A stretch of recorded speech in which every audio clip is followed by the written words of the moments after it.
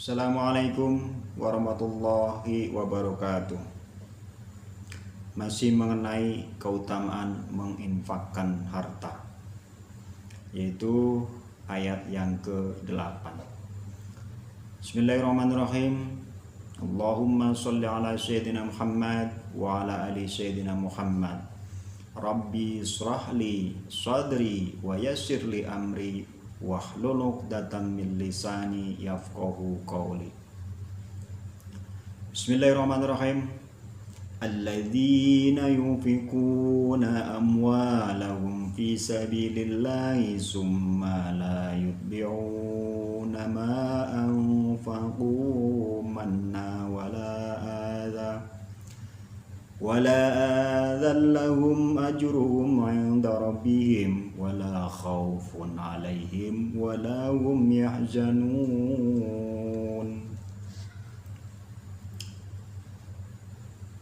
Para sahabat, artinya orang-orang yang menginfakkan hartanya di jalan Allah, kemudian mereka tidak mengiringi apa yang diinfakkannya itu dengan menyebut-nyebut pemberiannya dan tidak dengan menyakiti perasaan si penerima, maka memperoleh pahala di sisi Allah Subhanahu wa Ta'ala.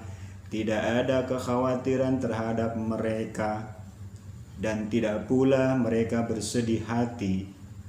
Quran surat Al-Baqarah ayat 262. Keterangan yang lain, ayat ini berurutan dengan ayat yang ke-7.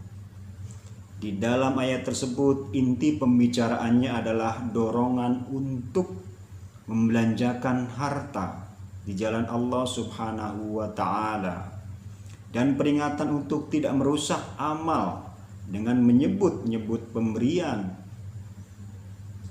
Adapun yang dimaksud dengan menyakiti perasaan si penerima adalah karena kita telah berbuat kebaikan kepadanya, lalu kita meremehkannya dan menganggap bahwa orang yang telah kita beri itu sebagai orang yang hina. Rasulullah SAW bersabda, ada berapa orang yang tidak akan masuk surga. Pertama adalah orang yang menyebut-nyebut pemberian.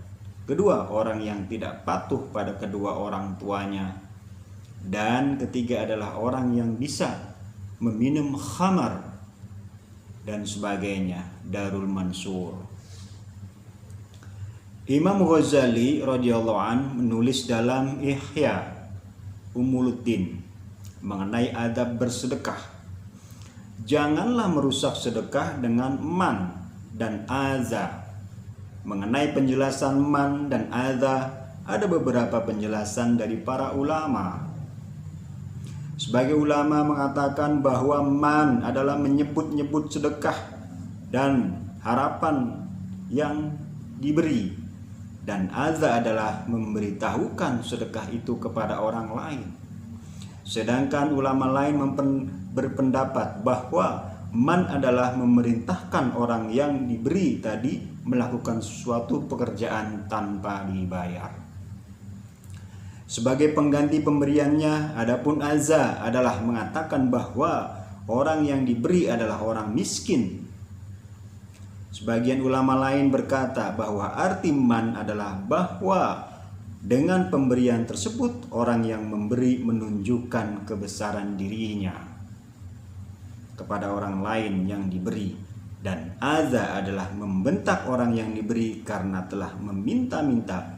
Imam Ghazali radhiyallahu an berkata, hai man, yang sebenarnya adalah orang yang memberi merasa bahwa dirinya yang berjasa kepada yang diberi, dan perasaan itu ditunjukkan dengan perbuatan-perbuatan seperti di atas. Padahal seharusnya orang yang memberi itu merasa bahwa orang fakir yang diberi itu telah berjasa kepadanya, karena orang yang fakir itu telah menerima hak dari Allah Subhanahu wa Ta'ala darinya, sehingga ia terbebas dari tanggung jawab menjadi sebab bersihnya harta bendanya dan menyelamatkan dari azab Jahannam yang akan menimpanya karena